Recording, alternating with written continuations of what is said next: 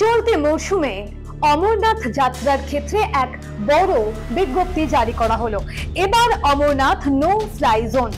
কাশ্মীরের পেহেলগাঁওতে জঙ্গি হামলার পর থেকে কাশ্মীর সহ বিভিন্ন এলাকার নিরাপত্তা আগের তুলনায় অনেকটাই বাড়িয়ে দেওয়া হয়েছে। এবার সেই যাত্রী নিরাপত্তার কথা মাথায় রেখে অমরনাথকে নো ফ্লাই জোন হিসেবে ঘোষণা করা হলো জম্মু কাশ্মীর সরকারের তরফে। মঙ্গলবার এই অমরনাথ যাত্রাকে কেন্দ্র করে এক নিরাপত্তা বৈঠকে এই সিদ্ধান্ত নেওয়া হয়।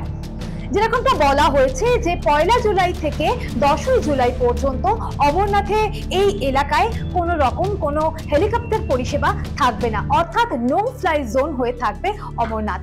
কিন্তু একদিকে যেরকম যাত্রীদের নিরাপত্তার কথা মাথায় রেখে এই নো ফ্লাই জোনের ঘোষণা করা হয়েছে, এর পাশাপাশি বলা হয়েছে যে চিকিৎসা পরিষেবা বা নিরাপত্তা বাহিনীর কোনো নজরদারি এই সমস্ত ক্ষেত্রে কিন্তু ছাড় দেওয়া হবে।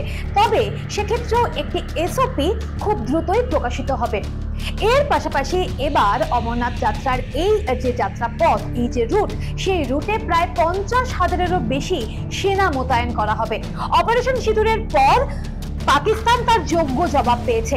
আর কোনো রকমে যেন কোনো জঙ্গি হামলা না হয় অন্ততপক্ষে অমরনাথ যাত্রার ক্ষেত্রে, সেই কারণেই এই সিদ্ধান্ত নেওয়া হয়েছে। যারা বয়স্ক তাদের ক্ষেত্রে হয়তো এই নো ফ্লাই জোন অমরনাথ এই ঘোষণাতে বেশ খানিকটা অসুবিধাই হলো, কিন্তু বৃহত্তর যাত্রী নিরাপত্তা, বৃহত্তর স্বার্থের কথা মাথায় রেখেই এই সিদ্ধান্ত নেওয়া হয়েছে। এর পাশাপাশি সামগ্রিক যাত্রাপথে একটা কড়া নজরদারি থাকবে, সেটাও কিন্তু ঘোষণা করা হয়েছে।